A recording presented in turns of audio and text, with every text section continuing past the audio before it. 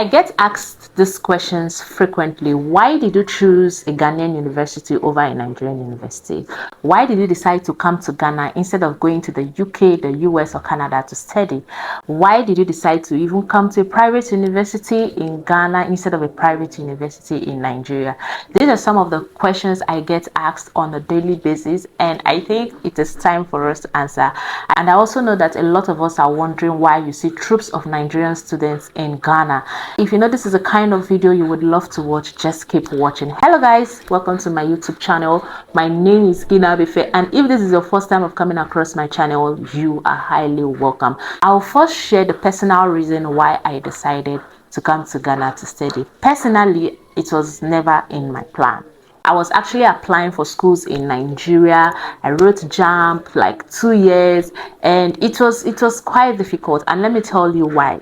Most people that are not Nigerians will be wondering, what is JAMB? JAMB is an exam that is being written on a yearly basis. So if you are done from secondary school and you are applying for university, you have to write JAMB. I don't know if private schools in Nigeria write JAMB.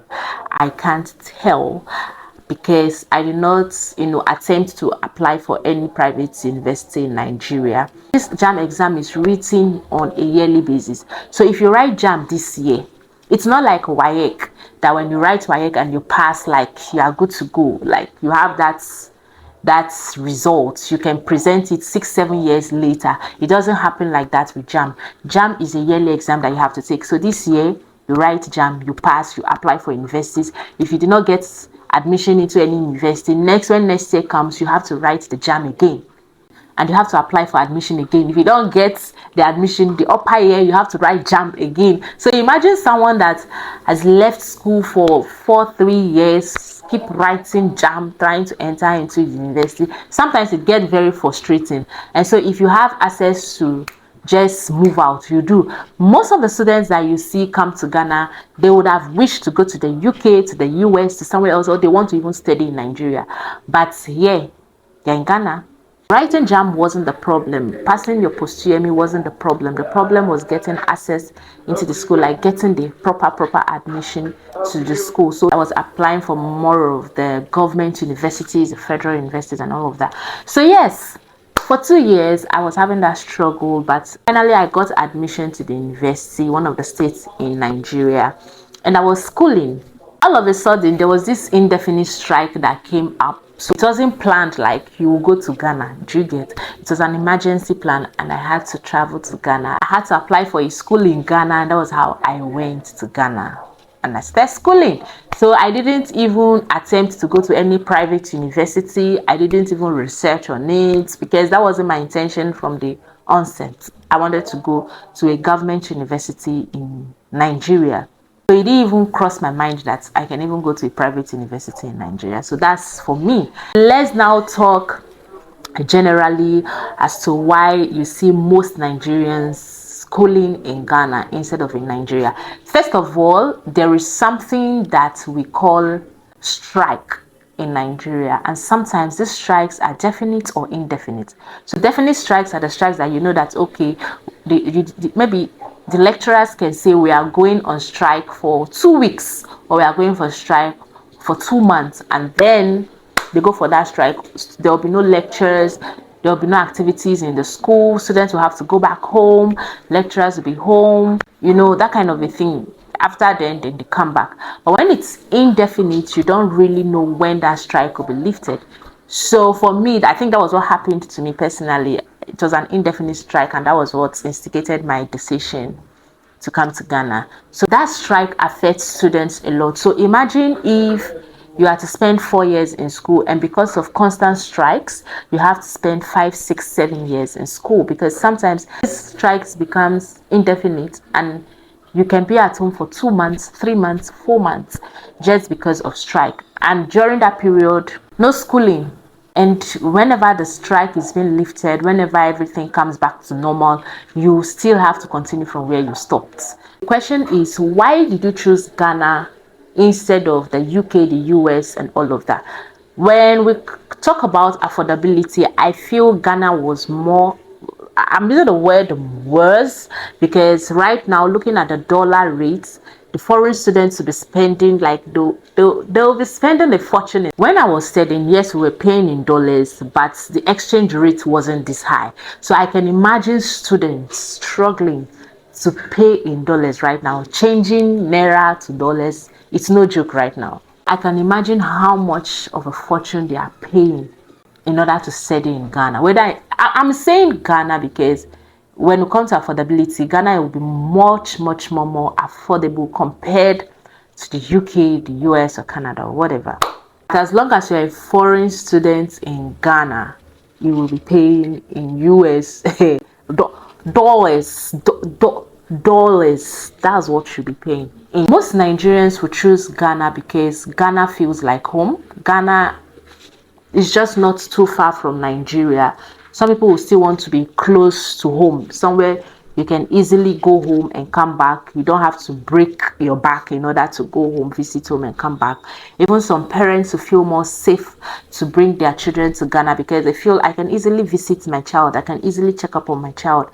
You know, it's like home. Ghana is like home. We're Africans, you know, and it's better I take my child there. It's more affordable, you know. Transporting my child there is more affordable. Getting a school will be more easier. It's much more easier compared to taking them abroad. So yeah, I feel that's one of the reasons why you see, you know, most Nigerians schooling in Ghana, or you see a lot of Nigerian students in Ghana. Another reason why I think you see a lot of Nigerian students in Ghana is that compared to Nigeria, getting admission in Ghana is quite easy. When you present your WAEC certificate and every other necessary document that is needed, you can easily get admission in Ghana. So when Nigerians notice that it is easy to get admission in Ghana, so they'll have that perception that it is better for me to just go and spend my 3 years. I know when I'm going to school for 3 years, it is 3 years. When I'm going to school for 4 years, it is 4 years. Let me just do it and come out, rather than staying in Nigeria. And because they're supposed to studying for 4 years, you have to spend 5-6 years in school, thereby even spending more money. Yes. Some people ask about, okay, what about the educational system? Is it the same? Are there differences, especially in the universities?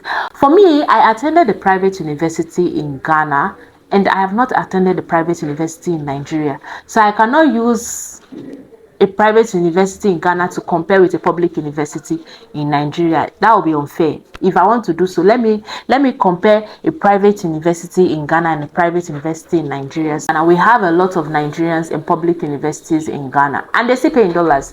They still pay in dollars. And when I am saying private and public, I am not saying that the private universities in Ghana are way better than the public universities in Ghana. Come on, we have good public universities in Ghana. Let's talk about the likes of University of Ghana, Lagos, UST. We have good universities. Even in Nigeria, we have fantastic public universities. We have University of Nigeria and Suka. We have good universities in Nigeria. It is just having admission into the university that is one of our major problems. And then you being in the university and then experiencing strike on a regular basis. That is a problem that Nigerians are facing when it comes to going to the university in Nigeria. But when you talk about quality of education, yes, Nigeria has it.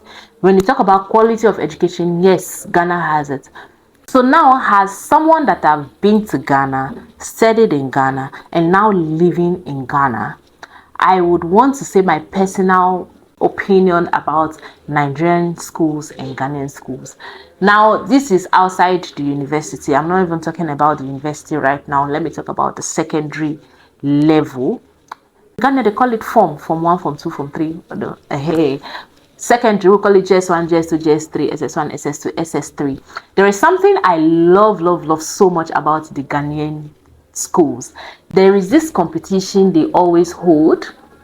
I don't know whether it's a national competition, but see, Presec alumni, they don't used to allow us to hear word. They don't used to allow us to hear word. That school don't allow us to breathe.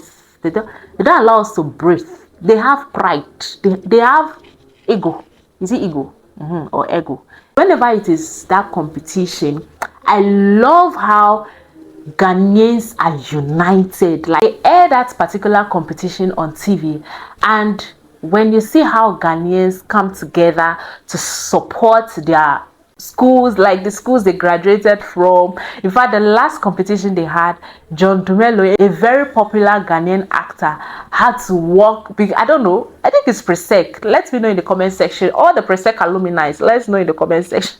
Represent your secondary school in the comment section. So yeah, a very, very popular Ghanaian actor by name John Dumelo had to walk like barefooted, just because he said if his school doesn't win, he's going to walk barefooted into the school, something like that. It was very interesting.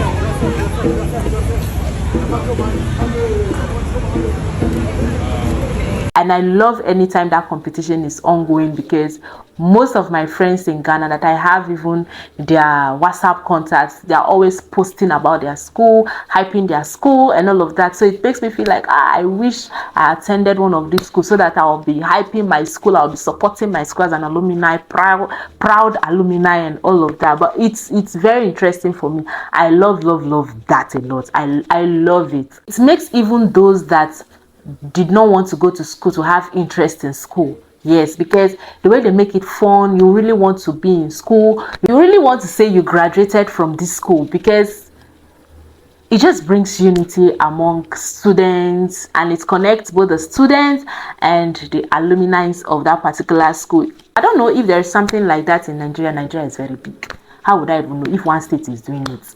I don't know. But so let me even know if Nigerians do it. I've not experienced it before. From the state I come from, I haven't experienced something like that they have to air it, and it's like a national program where, you know, they compete. I think it's a science competition. I think it's science competition, math, science and all of that. But it's always an interesting and fun thing to watch. Trust me, it's educative, it's interesting and it's entertaining. So I love that about the Ghanaian school. That's one thing I love about Ghanaian schools. If you're a Nigerian that schooled in Ghana, let me know in the comment section. Share your reasons why you chose a Ghanaian school over a Nigerian school. In conclusion, I will not say Ghana school is better than Nigerian school, because I have my personal reasons why I came here to school. I enjoyed my schooling experience here. I don't have any regrets.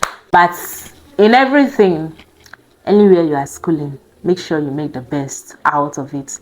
We have amazing people come out from any kind of school, so it doesn't matter where you school. Yes, it matters, but it doesn't really matter. What matters the most is you, what you make out of it. So thank you so much, guys, for watching. I hope I've been able to answer some questions. Let me also know if you have some questions in the comment section. Hopefully I'll answer your questions in the comment section. No insults, please, no insult. Thank you so much for watching. Please do well to subscribe to my YouTube channel if you haven't. Turn on the bell notification so you get notified when next I upload a new video. And until we meet next time, do not forget to always smile, because you're beautiful when you do. Bye.